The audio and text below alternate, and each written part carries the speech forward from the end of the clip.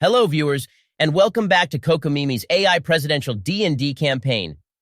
Hopefully, you've returned to us from the Halloween special episode. We're getting back to the main campaign. That episode is not mandatory viewing, but it is still canon to the story. So you may want to give it a watch for something fun. All right, I believe it is Joe's turn to give the recap. Joe? I'm here.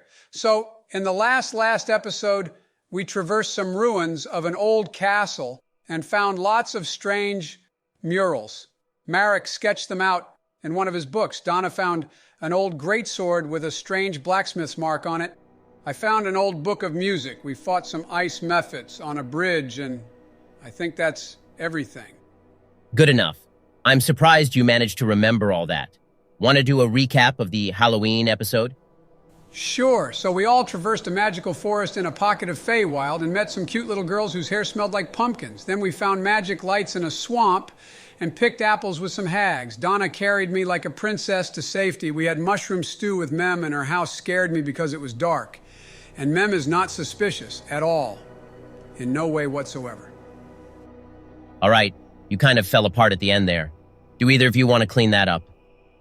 We caught will-o-wisps in a swamp, had to sort poison apples from good ones, went to a party at Mem's house, and got back some items that her Myconets had stolen. And Mem is definitely suspicious as hell. I told you all that there was something weird about her, but you wouldn't listen. No, I believed you. I just didn't want to anger her while we were trapped in her own plane of existence. That would have been an easy way to get killed. Fair enough. Anyway, no one has helped me figure out the blacksmith's mark on my new greatsword? Plenty of the comments made guesses, Donald. Anyway, I think I have an idea. Let me see your character sheet. Yep. Remember that weird dagger we found in the very first temple? We haven't mentioned it much since finding it, so it doesn't surprise me that it sort of slipped our minds. Oh yeah, that thing, I forgot about that. I searched it for magical properties, but I don't believe Ben gave us more information about its appearance. We pretty much ignored it as far as I remember. Ben, anything to say about this dagger we found? You got it. As you three turn the dagger in hand, you notice a very small sigil on the handle of the dagger. It matches the sigil encrusted on Donna's new greatsword. Cool. So the greatsword and the dagger share the same smith. That's all well and good, but what does it mean for the rest of the story? Good question. I'm not sure yet, but we found that dagger in a chest in the first temple, right? And Mem suggested that the goddess herself can influence the treasure found in the dungeons. It's interesting, at least. I'm not sure what it means either. Speaking of, we should talk about Mem. We left the last episode with a huge bomb of information. And do you remember what that information was, Joe? In the last episode, Mem told us that she is a redcap, a type of blood-thirsty monster. Joe, we talked about this. You can't use the teleprompter when we play Dungeons and Dragons. How did you know? I've known you for many years, Joe. You can't hide these things from me. Joe's teleprompter aside, I told you guys that there was something up with her, and surprise, surprise, I was right. I already told you that I agreed with you, Donald. I just didn't think it was a good idea to bring it up around Mem. How were we supposed to escape that pocket of Feywild without her help? Or the Myconets? Ben would have given us a way out. Or you three could make new characters to investigate the disappearance of Merrick, Donna, and Benjamin. Wouldn't that be a way to start a campaign? Of course, I'd have to find a way to circumvent all the world knowledge that you've accumulated, but I could figure something out. And go through those 2 dungeons again? Hell no, Ben! Then let that be some motivation for you not to die or kill one of us off, Donald. Regardless, you all got out. That's what matters. We're back to the main campaign, or are we? Merrick, perhaps you do know of a way you all could have escaped that pocket of Feywild. Oh, are we doing that now? As part of a regular episode? Yep. Donald and Joe, here are some temporary character sheets. Hold on to those for just a minute. What's going on? Who the hell is this Mary Vineweather? Donald is gonna play my mom?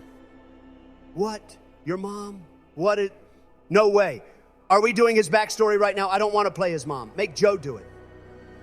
That would be difficult, since he's playing Merrick's father. Say hello to Papa.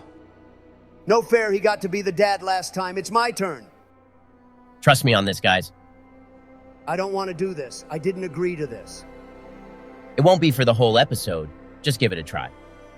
You can't make me do this. You can't make me play a loving, doting mother or whatever. I didn't say you had to. That's how I knew you would be perfect for this role. Now, are we all ready? Marrack, you decide to finally tell your companions a bit more of what you know about the Feywild and your experiences therein. Perhaps your past will shed some light on Mem's nature. Perhaps not. We'll see. Right. Guys, I think I should tell you a bit more about myself, especially how I knew so much about the Feywild. If I remember correctly, you didn't know all that much. Just some general information. Shut it, Donna, and play along. Anyway, let me tell you two how I ended up here in the first place. It's only fair since Donna told us all about her home tribe. Merrick is recounting the days that led up to his prophetic dream, and recounting the events just prior to his journey to Melodia and meeting with Donna and Benjamin. Let's introduce our characters for this double feature. I'll still be playing Merrick. Same as always. Apparently, I am playing Mary Vinweather, a wood elf ranger, but I'm not happy about it. And I am Chadwick Purbett, a nobleman who sometimes moonlights as a bard. Oh, a bard just like Benjamin. I bet they would be good friends.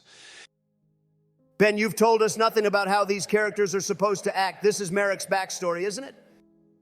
Because I know both you and Joe will fulfill the roles perfectly without direction. Play them as you like. I have a bad feeling about this. A bit of background, if you will. Chadwick, you are a med noble that oversees the town of Arborage, a holding situated near lush forests. The main source of income for the town is as a resting location for travelers and merchants exporting goods, as the town is situated smack dab between several large cities. Travel to and from these larger cities can take over a week, so Arborage was created as a go-between and resting spot for busy travelers. It also often serves as a mediator between the cities. Thus, it has developed the reputation of being a town in good balance, good people, good manners, and a good life for all. It is a quiet town with calm fields, and the local noble, Chadwick Purbett, is well liked by the people. Of course, I'm a man of the people if we ever saw one. Where the hell do I come in with all of this? I'm getting to that. The town was even welcoming when Chadwick announced his marriage to an elven woman, despite the fact that the town is mostly inhabited by humans and the odd halfling and dwarf household. Mary, you were welcomed with open arms into this town and became the honored wife of a med noble. Hold up, what do you mean by med noble? If we were ranking the power structure of this world, Chadwick would be in the middle. He's not a lesser noble, but he's also not an arch noble. Tell me that I married up in class, Ben. Tell me that I'm not that stupid. Ah, Mary. You were born in a village of wood elves inhabiting the Feywild. Your community was very exclusive, thriving off the magic of the forest and revering the god of nature. You almost never welcomed visitors to the village, with the exception of a few.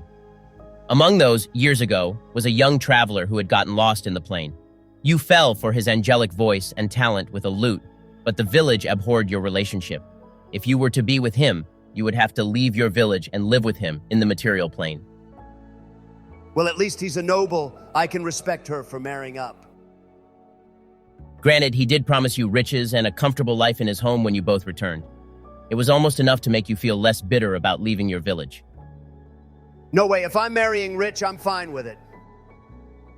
It's just a shame that Chadwick's supposed life of comfort was nowhere near what you were accustomed to, and once your son was born, things only got worse. Your home village no longer allowed you to visit with your child. What the hell? I got exiled for getting married, and I didn't even marry Uppy? When your son began to show an interest in magic, things grew even more difficult.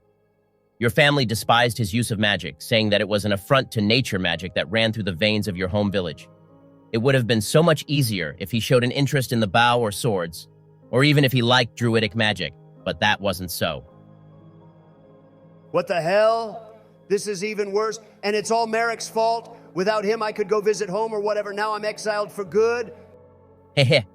Well now, let's start. We open this memory with the family at the breakfast table in Arborage. Merrick, you finished the coursework of yet another tutor, provided by your loving father. Of course, anything for my lovely son. How did you find this teacher? You always get through their work so quickly. You're smart as a whip, my boy.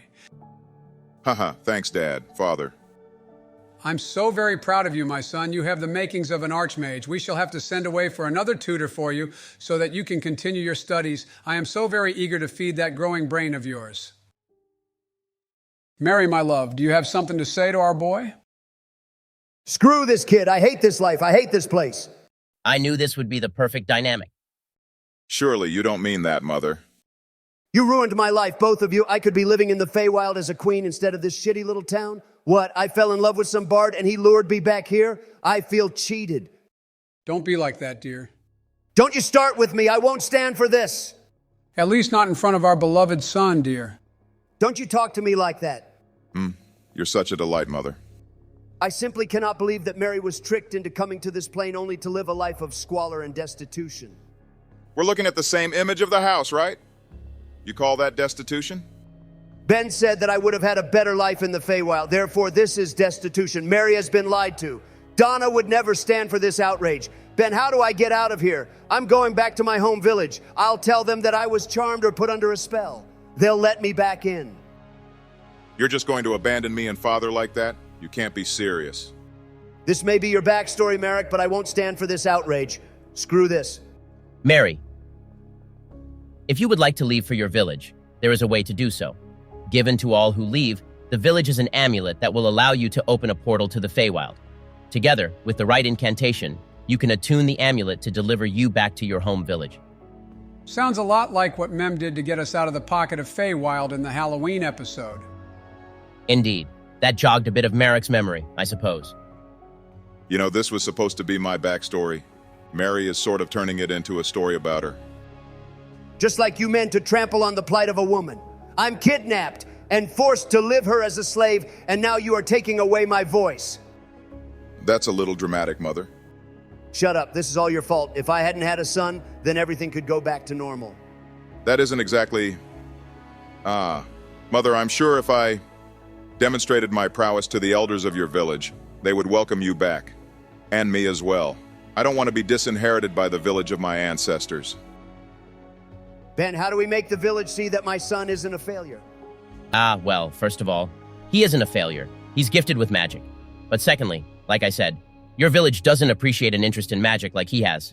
They revere nature and would only accept druidic magic. Easy, I'll pay Withers 100 gold and you can change your class, my son. It is a mere pittance of coin. Yeah, what the hell are you talking about, Joe? Isn't that how it works? We're not playing Baldur's Gate, Joe. Damn, I was sure I had it that time. Mother, let me try to prove myself to your village. I know I can do it. Isn't there some sort of elder or someone we can talk to? Is there, Ben? You'll have to go and find out. Then let's go. All of us? I guess we have to bring your father too? Fine. Come on, Chadwick. Going to meet up with the in-laws, are we? I should prepare a gift for them. I don't think there's time for that, Father. Nope, we're leaving now. All right, then. Mary, you produce an intricate amulet adorned with complex elven sigils and seals. As you hold it above your head, it glows a vibrant green, and you sing an ancient melody passed down through generations of your home village. The light envelops yourself and your family, blinding you. When your vision clears, you find yourself in the familiar village of your home in the Feywild. Nothing has changed in these years, though perhaps it hasn't been so long after all. Time, as you know, moves differently here. Hold on, blow up that picture of the village so I can see it better.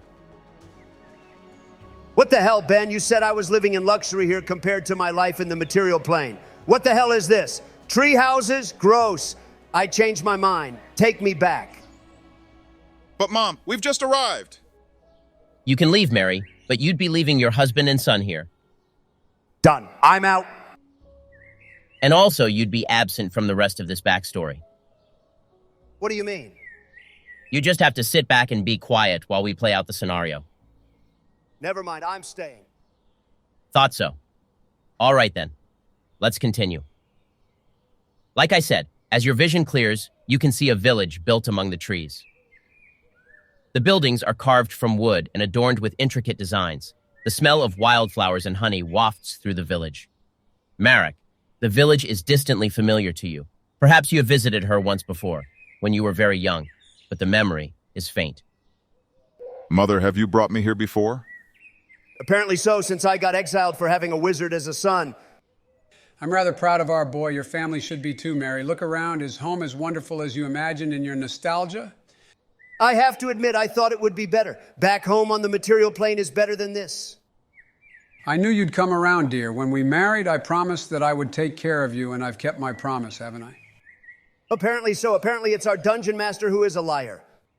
So, are we just going to go back home now? Are you kidding? We're going to rub it in everyone's faces and make them regret cutting me out of their life. Donald, don't forget that this is supposed to be my character's backstory.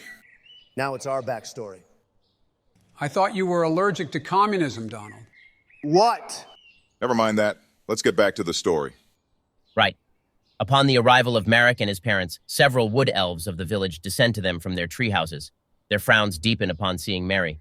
One of them speaks up, who Mary recognizes as Ilthorn, one of the village leaders. Mary, I didn't expect you to return to our village. Mostly because the last time you were here, we told you that you were no longer welcome. So why have you shown up again? Leave, or we shall make you. Well, Matt, I know who you are. More importantly, I know what you are. Excuse me? Wow, even in fantasy, I can't escape racism. What are you talking about? We don't care about your race. Well, not as much as other things. Then what exactly is the problem? We are more concerned with your interest in magic than your being half human. Your studies in the arcane do not align with our village's interests. I am shocked that your mother permitted such things. It goes to show how ill-aligned she is with her former home. Ben, I'm confused about something. Yes? I thought all elves were in tune with magic and such. Why is it that these elves don't like it? A part of their culture and world building.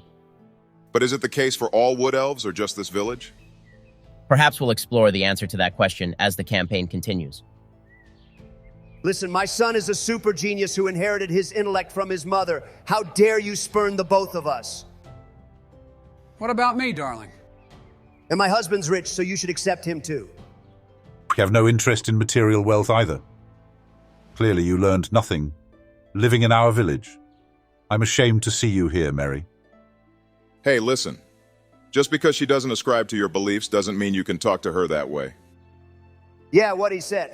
He is not a total disappointment after all. I can't tell if Mary loves or hates me. You claim that your son is not a disappointment. That you have not betrayed all that this village has taught you? A test, then.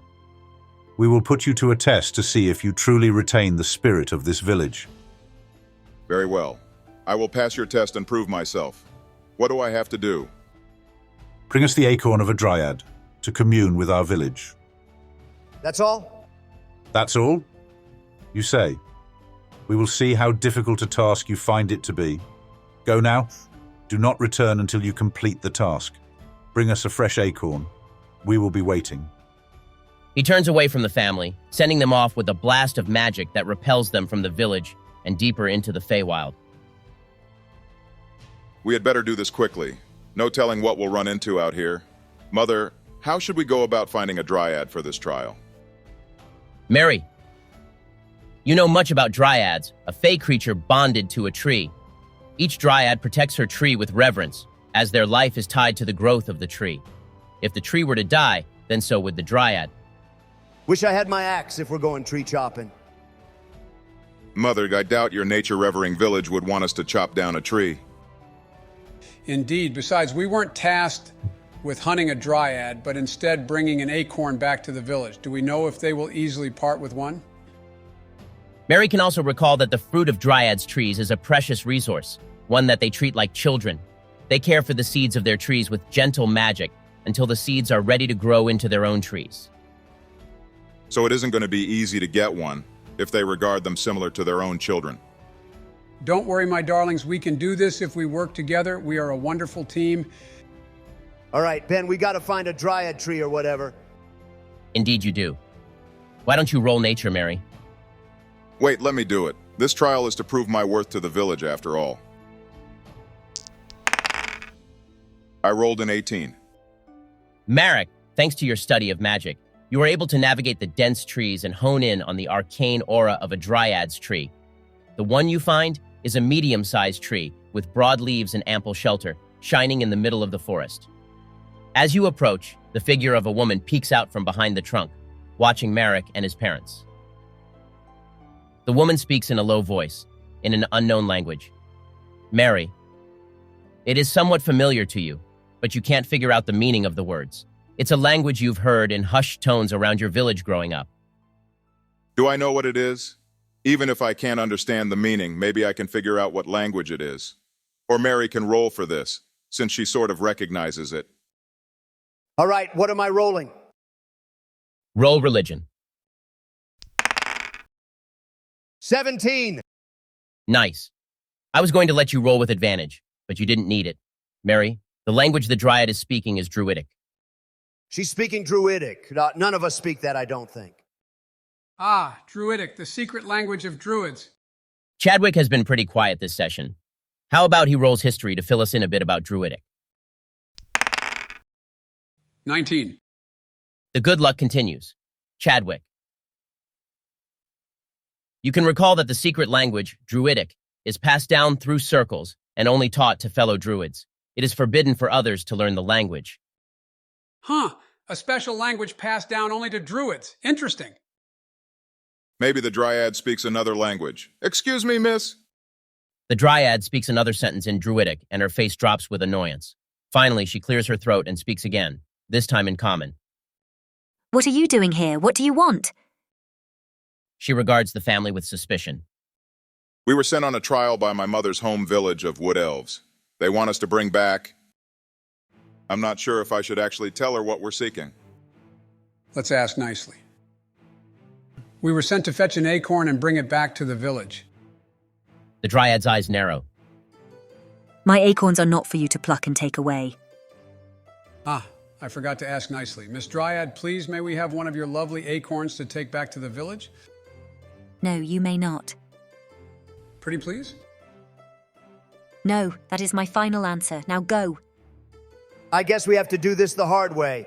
Combat it is. Somehow it always comes to this. I'll tell the dryad, if you won't give us an acorn, then we'll just have to take only by force.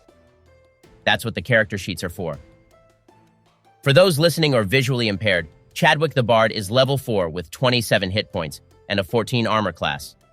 Mary the Ranger is level 5 with 39 hit points and an armor class of 15. Finally, Merrick the Baby Wizard is level 1 with 6 hit points and an armor class of 11. Ah, the good old days. Make sure you hide behind Papa Merrick. I will keep you safe. Let's all roll initiative. I got 15. I got 19. I got 14. The Dryad got a 13. The initiative order will go Mary, Merrick, Chadwick, and then the Dryad. Then I'm up first. I'll attack twice with my longbow. 21 and 23 to hit. Both hit. Give me the total for your damage. 17 total damage. Want to narrate how it goes down? I string my bow and stretch back the strings, letting out a war cry. My years of training and precision have taught me well, and my deadly aim hits the Dryad with devastating force. They're arrows, Mother. You're not swinging an axe. Shut up, Merrick. You're grounded. Yes, Mother. The arrows hit the Dryad, causing significant damage, but she's not down for the count yet. It's Merrick's turn. I will make you all proud. I will cast Magic Missile. That hits automatically.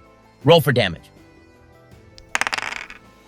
The darts do 5, 4, and 2 damage, so 11 total. Excellent. How does it go down? Sticking behind Father, I let out the missiles from my hands, just as I have studied and practiced at home. It is exhilarating to be able to use my magic in real combat, if not a little frightening. The missiles hit the Dryad one after another, and she flinches in pain. After the attack of Mary and Merrick, she is looking quite tired. Then it's my turn. Ben, does a Dryad count as a person? In what context? I was going to try casting Charm Person on her to keep us safe. I'll allow it for now. Let's see what happens. Got it. In that cast, I cast Charm Person on the Dryad. The Wisdom save is 13. The spell fails. What, dang it. Good try, though. I'll also use Bardic Inspiration on Mary, since she's probably going to be our main damage dealer in this fight. Go, Mary. I'll keep our son safe and protected. And I'll handle this tree lady. Give us your best shot. She certainly will. It's the dryad's turn. First, she casts Entangle around Chadwick and Merrick. Both of you make strength saving throws and tell me what you get. I got a 6. I got a 4. As the vines sprout up underneath the two of you, you find your legs and feet entangled. You are now restrained and unable to move unless you succeed at a strength saving throw. Oh no. Oh dear. Worry not, son. Papa will protect you. Merrick is an adult in this story, isn't he? It's kind of pathetic that he has to hide behind his father. Dang. The dryad also targets Mary with her Fey charm. Mary, make a wisdom saving throw. 21. Mary, you are able to shake off the magical charm of the dryad. She cannot target you with this charm again. Sweet. Anything else, or is it my turn now? Your turn now. The dryad remains rooted to her tree, so to speak. Very funny. All right, I'll hit with my longbow again. I'd go hide behind a tree or something, but I don't want to leave Merrick and Chadwick. Oh, honey, that is so sweet. Shut your mouth and let me roll these hits. 14 and 17 to hit. Both of those hit. Then that's 17 damage. Mary is a beast. I let out another war cry and pew, pew. 2 more arrows at the dryad. Take that stupid tree. As the arrows hit, the dryad stumbles. You hear her voice, somewhat small and weak. I will protect them. An abomination like you cannot have them. The acorns. All this fuss for some stupid acorns. Oh, well, sounds like she'll be dead soon. My turn. I'll use magic missile again. The missiles do 8 total damage. Is that enough to finish off the dryad? Yep, go ahead and narrate how it goes down. Following Mother's battle cry, I ignore the vines twisting around my legs and release 3 more missiles of magic force right at the dryad. And as they hit her, the dryad stumbles again and again, breaking her concentration from the entanglement spell and slamming her against the tree. As the last missile hits, she collapses against the trunk, dead. Nice, that's my boy. We did it. Go ahead and pick a nice acorn, my boy. You earned it. The dryad's tree is laden with plump acorns on each branch, many within reach with a simple stretch, Merrick. I'll grab one. That's that, I suppose. Let's see what the village has to say now. Indeed. The three of you quickly make it back to the village within a half hour, only to find the displeased frown of Ilthorn at the entrance. We fetched the acorn, as you requested. Here you go. Bet you're feeling real stupid now. I told you my boy was strong. You should be honored to accept us back into the village. Strength was not what we were looking for in this test, Mary. How far you have fallen. He shakes his head in disappointment. You forgot the most important tenet to our life. One must respect the balance of nature and the natural order. Is he mad because we killed the dryad to get the acorn? Killed. No, you did not kill her. As long as her tree remains, she'll be able to regenerate. Your mistake was in gathering the acorn. You did not understand the fundamental of this trial. You asked for a fresh acorn. We brought you one. The dryad wouldn't let us take one, so we had to take one by force. Ilthorn lets out an irate huff. Patience, Merry. I did not instruct you to pick an acorn from the tree. The dryad's seed children are dropped from the branches when they are ready to part from their home, and they fall to the ground. But you asked for a fresh acorn. That would imply... You might have sat and waited for a fresh acorn to drop, couldn't you? Instead of plucking it from its home yourself. Ah. You have much to learn, all of you. I'm ashamed that you, Merry, even came from our village. You have learned nothing living here nor living away.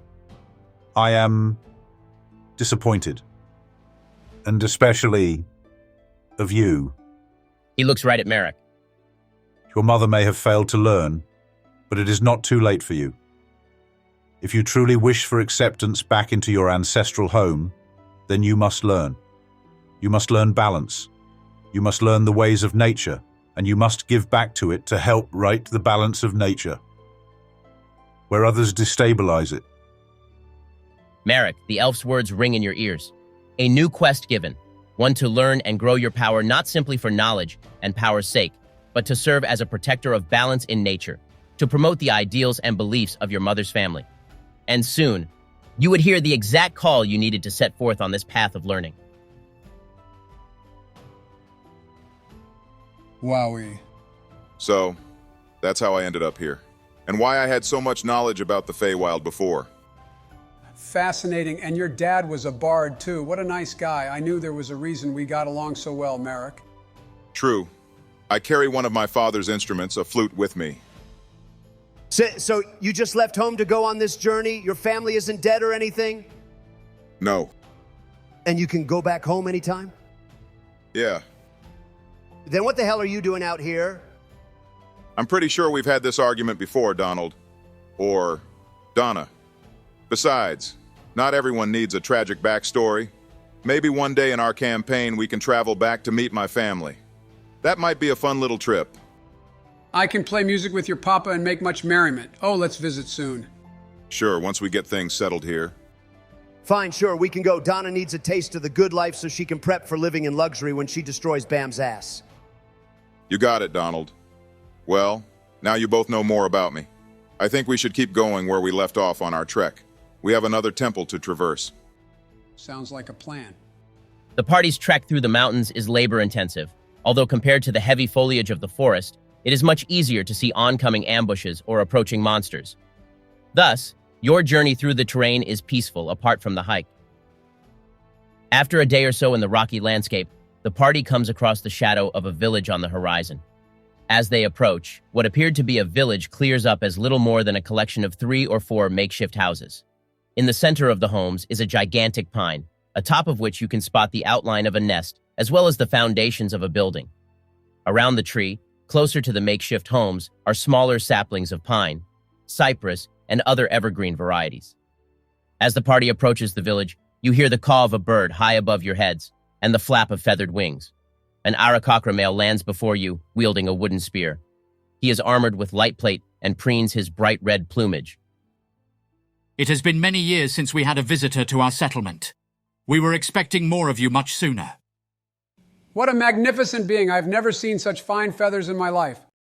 Benjamin's words seemed to please the stranger. You have good taste, friend. Hark, look at how my wingspan shines in the sun. He stretches out his wings for the party to admire and waits for more words of praise. Oh, that's a guy, right? Damn it, Ben.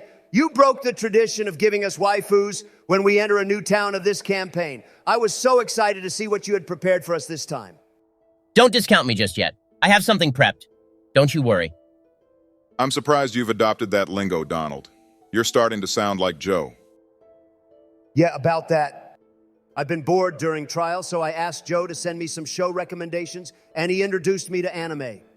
Oh dear. Oh no. What shows have you been watching, Donald? Don't worry, I've only been showing him the most cultured titles in order to cultivate a sophisticated palette of taste in anime. I've been watching Monster Musume to prep for all the monster girls and waifus in our campaign. Haven't you watched more from the list I sent you? I prefer to marathon the shows one at a time, Joe, instead of watching 5 different shows episode by episode. Besides, I have to double-check some of the titles you send me because I learned recently that some of these shows are made for girls. What are you trying to say, Joe? You know, that's just an arbitrary genre classification, Donald. So you say, but I started watching Vampire Night because I thought it was going to be some badass story about hunting vampires. Imagine my surprise that it's just a story about a stupid love triangle with angsty teen romance. That's an old classic, Donald. You got to work through the old classics to appreciate newer titles. I'll stop you all there before we get more off topic. I have some shows to recommend to you later, Donald. I'll trust your recommendations over Joe's. Right. Anyway, back to meeting this NPC. He's waiting for you all to compliment him on his feathers. They are very beautiful, sir. Very well-kempt. I do apologize, but my companions and I are on a journey to To the temple, right? That's the only reason travelers come this way. Though, like I said, we haven't had any in a number of years. I'm surprised you even know about the temple, to be honest. The Aarakocra's feathers fluff in outrage. Excuse me? Do you think me to be ignorant? Of course I know about the temple. I'm sorry. I didn't mean to imply... It's just that, The only settlement that knew about the temples was the goblin village in the middle of the rainforest. When we stopped by Salt Wish on our pilgrimage, no one had any idea what the temple was there for. The Aarakocra's feathers settle, but he is still noticeably annoyed. Do not group our people with those others. We answered the call to guard this temple, and that is what we plan to do. Of course, that is, as long as we can resolve the little Harpy problem. Harpy problem? This is something you'll want to speak with our leader about. I must stay at my post to keep watch for ne'er-do-wells. I shall send him down to speak with you shortly. Good day. The Aarakocra takes off with a flap of his wings, ascending up into the nest of the great pine. In another moment, he is replaced with the form of another Aarakocra, this one covered in feathers, reminiscent of a bald eagle. Ah, what a perfect symbol of freedom he is, yes. Gotta agree with Donna. That makes 3 of us. The Aarakocra lands before the party and straightens his wings. He is much larger than the one before, with a grander presence, armored in finer metalwork and an enchanted spear. Well met, travelers. I am Quail, the one in charge of this outpost overlooking the cliffside temple of the goddess of harmony. Wow. Good to hear that we're already on the same page. Makes things faster. I'm Marrack, and this is Donna and Benjamin. Yes, I gathered that much. Though, we were expecting you much sooner than this. What in the world kept you all for so long? Sorry? Did you receive a message from the goddess of harmony about us? No, it was the druid who spoke of you. She warned us of an adventuring party who would be coming this way to access the temple. Had it been anyone else waiting for you, they might have forgotten after all this time, but I pledged to stay and wait for your arrival, as well as guard the temple with my life and the lives of my men. I'm confused. Me too, something is up. Ben, have you done something? Who is this Ben you speak of? Never mind. The druid you spoke of, that wouldn't happen to be Mavanna, would it? The very same. Her magic helped us grow this great tree as the center of our settlement. We have since been working to expand into a village that will rival Saltwish and Melodia City. I thought Mavanna was going to the Rainforest Temple first. That was the plan, unless things got a little weird. Weird how? Remember what I said about the Feywild before? Things can get a little weird in there, especially with time. How do you mean? Time can pass differently in the Feywild. The whole place is mad. Oh my God, so how long has it been? What is going on? Mr. Qual, how long has it been since Mavanna visited you? The Aarakocra thinks for a few moments before responding. Since I first met her in Melodia City and then established this outpost, I suppose it's been around 4 years, maybe 5. 5 years, are you kidding? We're the ones who are surprised. What took you 3 so long? What in the world have you been doing? It's a long story. Suffice it to say, the Feywild. The Feywild. But I haven't heard of travelers in Melodia getting pulled to another plane. That's strange. The circumstances of us getting pulled in there were also strange, believe me. Was there a red-haired witch with Mavanna when you met her? Mem, you mean? Yes, I met Mem. We're gonna need you to fill us in a bit. We're quite out of the loop. From our perspective, it's only been a few days, at most a week, since we saw them. But 5 years have passed? I see. This is surprising news. We can attempt to fill you in as best we can. Ben, what time of day is it? Would it be best if we made camp and talked before setting off in the morning? It's mid to late afternoon. Up to you guys what you want to do. You could chat for a bit and then set off if you like. Sounds like a plan. Qual leads the party to one of the many makeshift homes built around the patches of saplings. Since you 3 have no wings, you'll be staying down here, away from our main outpost. He points at the structure on top of the large evergreen. But don't fret. You 3 will be safe here. We keep watch from above with the utmost diligence. Thank you very much for your hospitality, Qual. I'm eager to hear the story of this village since Mem and Mavanna visited.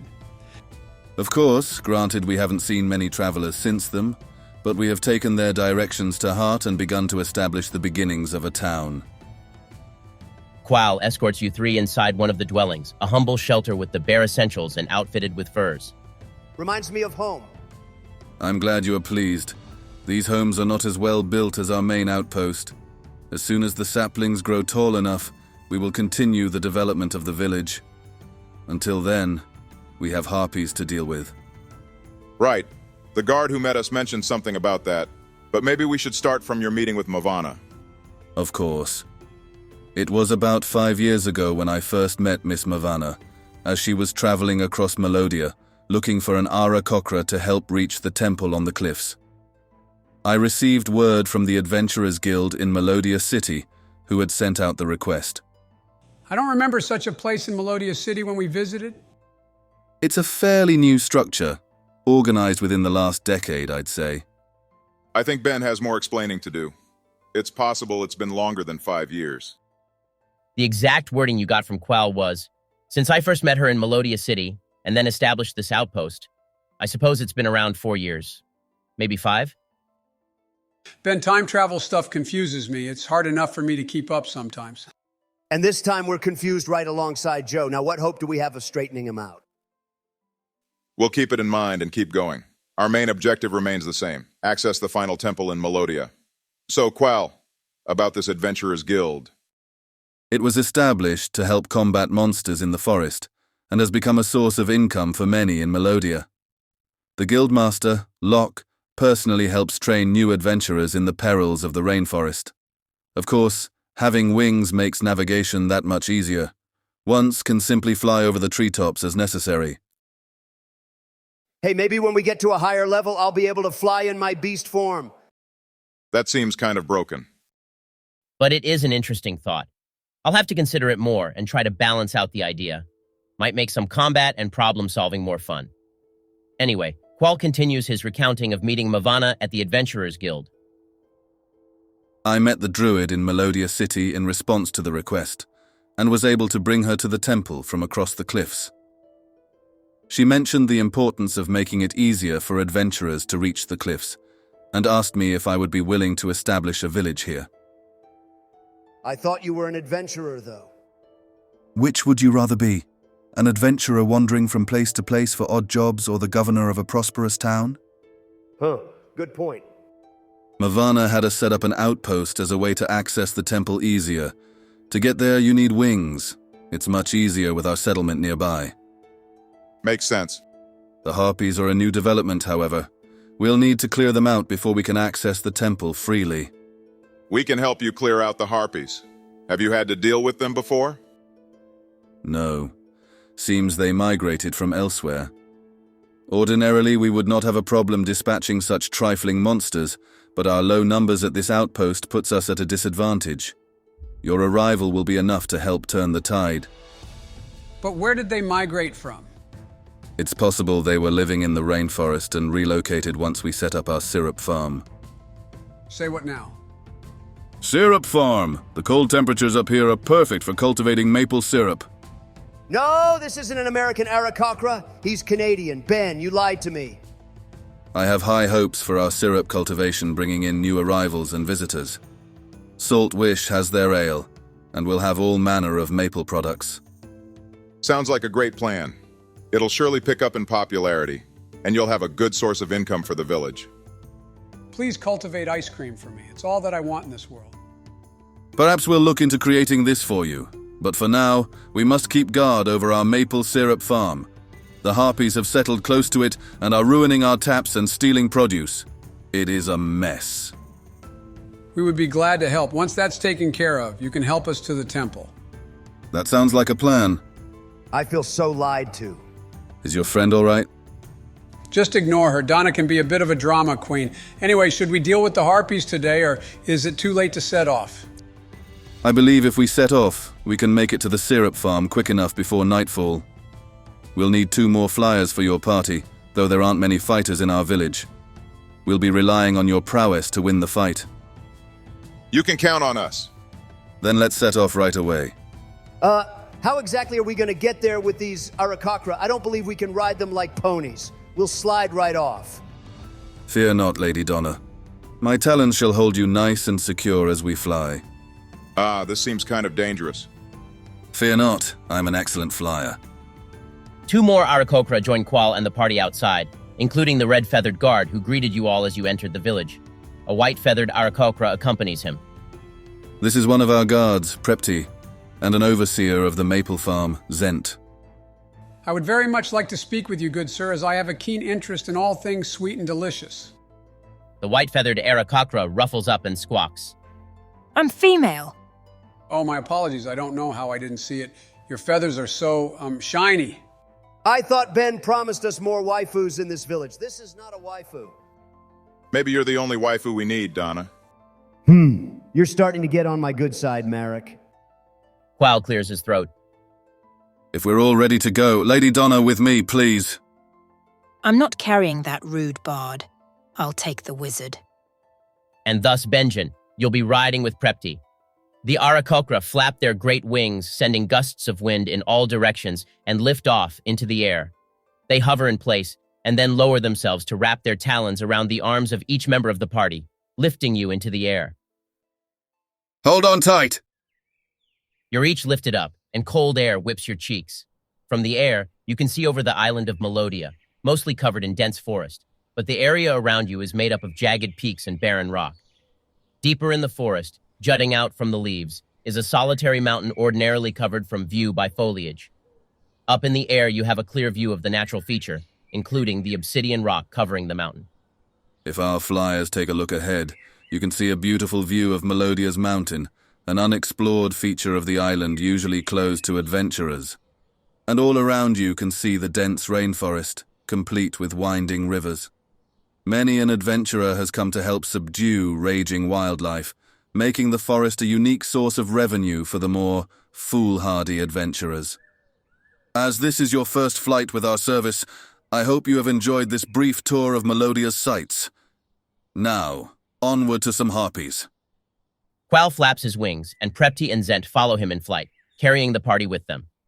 The six of you journey northward, where the crags dip into canyons and cliffs. The land looks as if it has been drilled through from a divine tool, leaving a patchwork of plateaus standing above deep crevasses. Some of the plateaus are host to a few maple trees here and there, and you can see nests built around the trees. You hear the harpies before you see them, a soft melody rising over the sound of wind. Qual lets out a warning cry.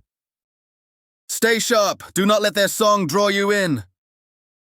Qual and the Aarakocra land on the thin plateaus, setting you down safely. Platti and Zenti fly out of combat range as they are not equipped to deal with this fight, though Platti readies an arrow in case you are in need of assistance. Qual holds a longbow, ready to join the fight. In the area are 4 harpies, each guarding a separate nest, though they seem to belong to the same tribe or family. Each of the harpies is singing, and their voices join together in a choir. Are the nests on the map here? They're the yellowish, bushy things around the trees. I count 5 of them. So you do. And there's 4 harpies? Yes, that's what I said. Ah, shit, Ben, we can smell your stinky BS a mile away. Let's start by rolling initiative. Before that, however, I need you all to make a wisdom saving throw. Let's see how well you all are able to resist the harpies' luring song. 23. Harpies ain't got nothing on me. I rolled a 4. This is bullshit. I have danger sense. Let me roll again with advantage. That only applies to effects you can see. The harpies are singing to lure you in. When the comments take my side, you'll be sorry. Benjen, what did you roll?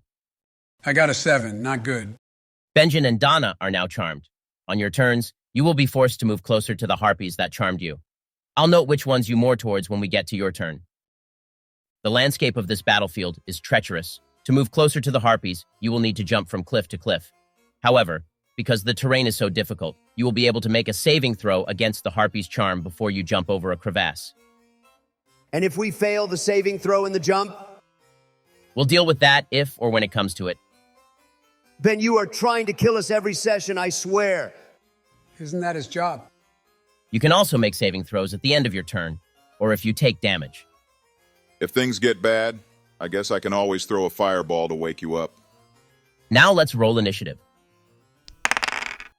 10. Not good, not bad. 19. Yes, first. I rolled a 22. Looks like I'm first, Donna. Damn it. Doesn't really matter anyway. You're both charmed for your first turn. Qual rolled a 9, and the harpies rolled 5, 6, 4, and 2. The combat order will go Benjen, Donna, Marrack, Qual, and then the 4 harpies.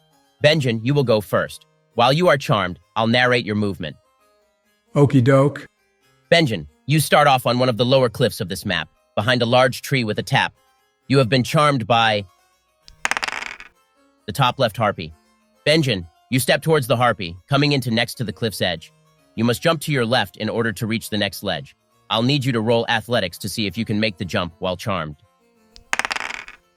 Got it. I rolled a 7. Not good. Not good. You will need to make a wisdom saving throw to see if you can break free of the Harpy's charm. A 10. Is that good enough?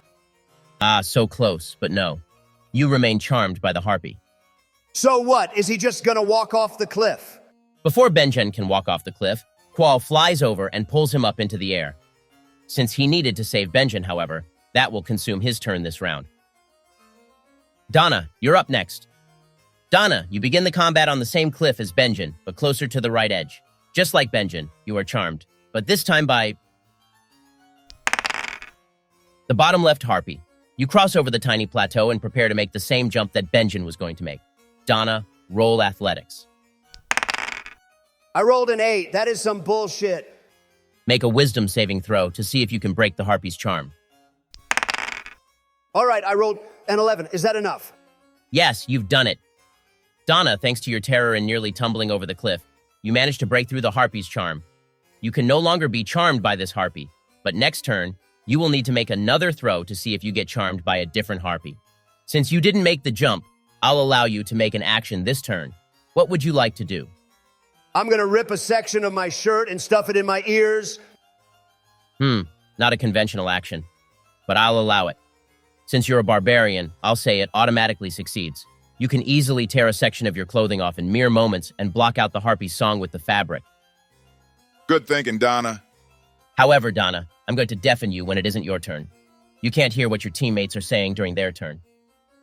Makes sense. We can't exactly formulate an easy plan. Fair enough, Ben. You can still hear me giving instructions, of course, but make sure you cover your ears during Benjen, Merrick, and Qual's turns. Fine, I'm gonna make an attack with my crossbow. I want to target the Harpy that charmed Benjen. Got it. I rolled an 8 to hit. That will miss. Donna, even as you load a crossbow bolt and send it soaring to one of the Harpies, the monster laughs and twists out of the way. She continues with her song, keeping Benjen charmed. Damn it! Merrick is up next. Merrick, you start off the combat on a very small cliff just above Benjen and Donna's position. No problem. I can use Misty Step to move around. But first, I want to kill off one of these Harpies if I can. I'll cast Fireball as a 3rd level spell and aim for the Harpy that is charming Benjen. Dex save is 13. And the Harpy rolled a critical failure. This means that, Merrick, you're doing max damage on this Harpy. So that's 48 damage. Holy shit. Merrick, that will one-shot the Harpy. Consumed with rage at the Harpy charming my friends, I gather flaming magic in my hands and hurl it at the monster. What happened? The Harpy is dead already? Even if Donna can't hear me, she can see me nod, grin, and flash a thumbs up. Are you done with your turn, Merrick? As a bonus action, I'll Misty Step to the bottom rightmost cliff. I don't like being stuck on that tiny little cliff. I can just imagine one of the Harpies pushing me to my death. Now it's Quail's turn. Luckily, he can fly while holding on to Benjen with his feet and still attack with a longbow. I think I forgot to mention this, but he's classed as a ranger. Just like Mom! Quail notches 2 arrows, one after another, hitting one of the Harpies with deadly precision. He has aimed for the top right Harpy, and the arrows hit their target, doing 16 piercing damage. Now it is the Harpy's turn. The bottom right Harpy flies over to Marrack and Donna. She lands before them, swiping at Marrack with her claws, but in her rage, she only manages to tear at the air. She continues singing her song. We'll wait until your turns to see if you become charmed by the Harpies, so don't worry about that for now. The bottom left Harpy flies to the nest situated in the middle of the cliffs and continues her song. The top right Harpy also flies towards Merrick and Donna, similarly making an attack with her claws. Her claws barely graze Merrick, not doing any damage apart from giving you a nasty shock. Dang. I thought those would hit. Now we're at the top of the round. Benjen, you are restrained by Qual's talons holding you up in the air, but you are no longer charmed since Merrick killed the Harpy whose song enamored you. Yes, time for me to shine. Not so fast. Make another wisdom saving throw to see if you become charmed by the other Harpy's songs. Dang it. Oh, never mind. I rolled a dirty 20. All good. Benjen, you are safe. You are able to fight off the Harpy's charm. Then I will cast Hideous Laughter on the Harpy in the middle nest, the one far away from Merrick and Donna. I don't want them to get charmed and try to make a jump like I did. All right, let's see how that goes. Wisdom save is 14. The Harpy rolled a 9, so your spell works. Want to tell a joke or something? Let me see if I can think of one. Why did the chicken go to school? To get an education. Too bad Donna didn't hear that one. Benjamin's pun sends the harpy into a fit of laughter, breaking her concentration from the singing. I will also use bardic inspiration on Donna and end my turn. Donna, he used bardic inspiration on you. Hell yeah! Also, it's your turn. The middle harpy is incapacitated, laughing from Benjamin's joke. Was it a good joke? You're not sure. You didn't hear. Well, anyway, my turn. Just as a note, 2 harpies are in melee range. Also, since you are deafened, you don't need to make a saving throw to resist the harpy's song. I'm going to do something I haven't done yet. Time to use my new trident. I'll attack the harpy to the left. 13 and 18 to hit. Both of those hit. Yes, total damage is 20 piercing damage and an extra 16 radiant damage. That is going to kill another harpy. Wow. This trident is so godly. I stab at the monster with my trident, and beams of light pierce its feathers with each of my swipes. Behold the light of the sea.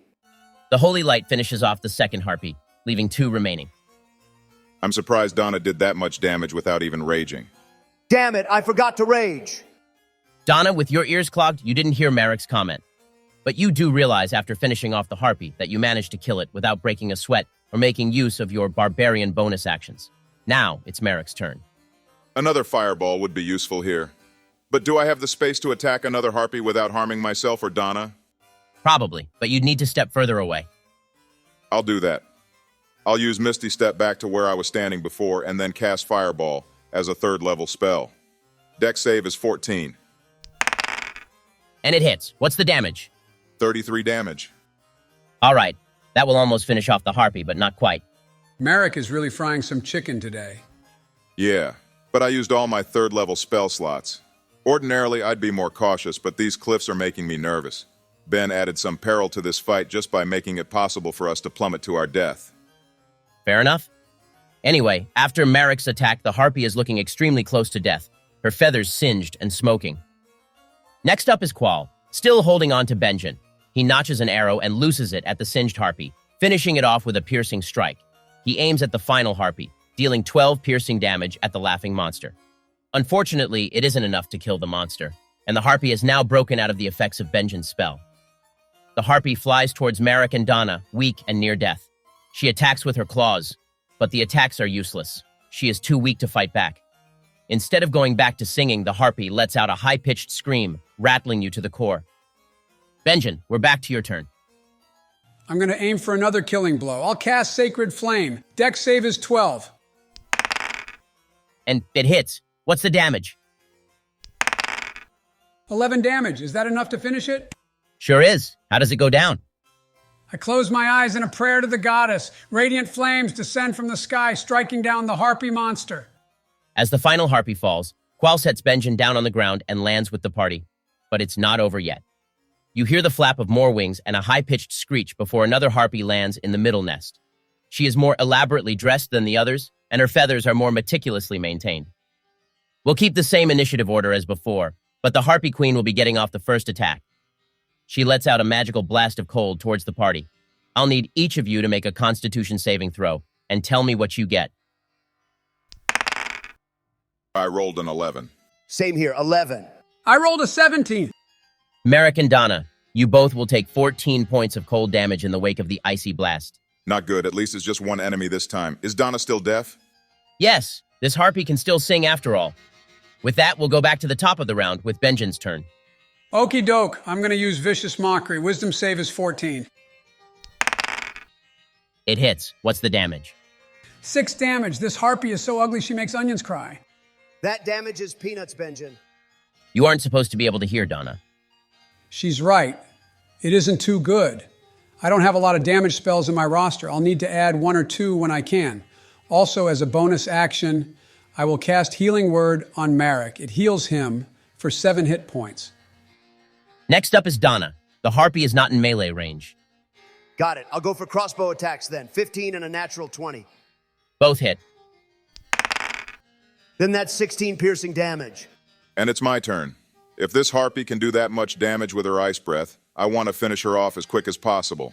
I'm going to move a bit away so that we aren't all grouped up, and then I'll cast Acid Arrow as a second-level spell. 24 to hit and 9 damage. That hits, and the Harpy will take some additional damage at the end of her turn. Next is Quell. He joins you in the barrage of attacks, using his longbow to attack, though only one of his arrows pierces the Harpy's feather-like armor, dealing 11 piercing damage. Angry and fatigued, the Harpy begins to sing her luring song. Each of you make a wisdom saving throw, except for Donna, who is still deaf. 23. These Harpies can't charm me. Ha! Natural 20, I'm safe this time. Qual rolled an 11, which would have been enough for the other Harpies, but not this one. Qual is now charmed. He will continuously move towards the Harpy during his turns, just like the rules we used before. We need to quickly break that charm and make sure he's safe. Although he can fly, so at least he won't fall off the cliffs. True, but he is our new buddy. We'll save him. Also, the Harpy takes an additional 4 acid damage from Merrick's Acid Arrow spell. Now we're back to the top of the round. Benjen, it's your turn. I'm going to go for Hideous Laughter to break the Harpy's song. Wisdom save is 14. And she rolls a 14. Sorry, Benjen. Dang it. Okay, then can I use Bardic Inspiration on Quail? Sure, he can add it to his saving throw on his turn. Donna, it's your turn. Crossbow time again, 19 and 12 to hit. Only one of those hits. And it does 7 piercing damage. Not great, but at least we're making progress. How positive of you, Donna. I can't hear you, Merrick. The Harpy Queen's eyes flick between all of you. Merrick, it's your turn now. Right. I'll go for another Acid Arrow. I want to finish this fight up quick before she starts charming us again. And I rolled a critical failure. Ah, bad luck. That's all right. I'm still breathing. It's Quell's turn now. He is still under the effects of the Harpy's charm and begins to fly closer to her. He lands next to her nest. Before he ends his turn, however, he gets to make another saving throw. And he rolled a critical failure. All right then, moving on. Benjen, back to you. I'm going for Hideous Laughter again. And the Harpy Queen rolled a 17 on the saving throw. Shoot, this is not going well. I'll use my last Bardic Inspiration on Donna. Get her, Donna. Donna can't hear you. Huh? Donna, you feel a swell of inspiration from some unknown reason. You can't hear Benjen's cheerful music or voice to uplift you. It must be some sort of divine intervention. Yeah, right. More like the gods have acknowledged Donna's supreme beauty and might. It's my turn now, right? I'll attack again with my crossbow, 13 and 17 to hit. One of those hits, unless you add the extra roll from Bardic Inspiration. Right, so that's 17 and 17. Both hit, and that'll be 5 piercing damage. This stinks. I need a better ranged weapon. Your trident is a ranged weapon. I'm not throwing my trident so that you can take it away from me again, Ben. Merrick, your turn. I'll cast Firebolt as a cantrip. I was going to use Ice Knife, but I'm afraid of hitting Quail. Oh yeah, good call. 19 to hit and 13 damage. Not bad for a cantrip. Great, actually. Your spell hits the Harpy Queen with devastating heat, leaving her heavily wounded. Qual is still charmed, standing near the Harpy. He gets to make a saving throw at the end of his turn, and it's a success. He finally fights off the Harpy's charm and comes back to his senses. But perhaps it is not soon enough. The Harpy Queen attacks him with her claws 3 times, and 2 of the swipes make contact with him, dealing 23 slashing damage. Is he okay? He's holding on, but it's clear he won't be able to take another attack like that. The Harpy Queen is even more wounded, though. Benjen, we're back to you. What do you want to do? I'm going to attack with my dagger by throwing it. Haven't done that yet this campaign. 16 to hit. Is that enough? Yeah, that hits. And it does 9 piercing damage? That's going to finish off the Harpy Queen. How does it go down?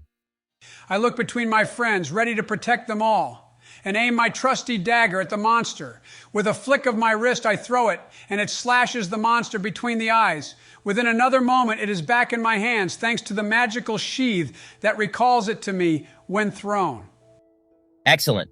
The Harpy Queen collapses in her nest, finally dead, leaving the adventurers victorious. We did it. There were a couple of heavy blows in there, but we did it. Nice. I'll take the cloth out of my ears so I can finally hear. See, Quail? Harpies are no match for us. The Aarakocra stands proudly, his feathers puffed. So I see. This is excellent. We should retire for the evening to heal our wounds, and you can prepare to enter the temple tomorrow, now that the path forward is clear and safe. We also thank you. Now we can continue syrup production. Sounds delicious. I'm eager to try it soon. I doubt they would have some ready so quickly, Benjamin. We'll have to wait a while for the syrup. Pooey, let a man dream. Let's go back to the village for some warm food and drink, boys. Then we can regale the other Aarakocra with tales of this fight. Indeed. We can host you well tonight before your journey tomorrow. With that, the party will set back off to the Aarakocra village for a long rest. We'll end the video here and start back up in the next video with the final temple of Melodia. I hope you all are excited to explore yet another dungeon. I'm mostly eager to learn some more lore. I hope there's more information dropped in this next dungeon. And as always, I'm ready to get some new treasure. I'll have a new song to play for the goddess. Praise be. Thank you all for watching this video and being so patient with the upload schedule. The holiday season kept our writer busy. If you enjoyed this video, leave a like and a comment telling us what you thought, as well as subscribing to help support the channel. We'll see you all very soon.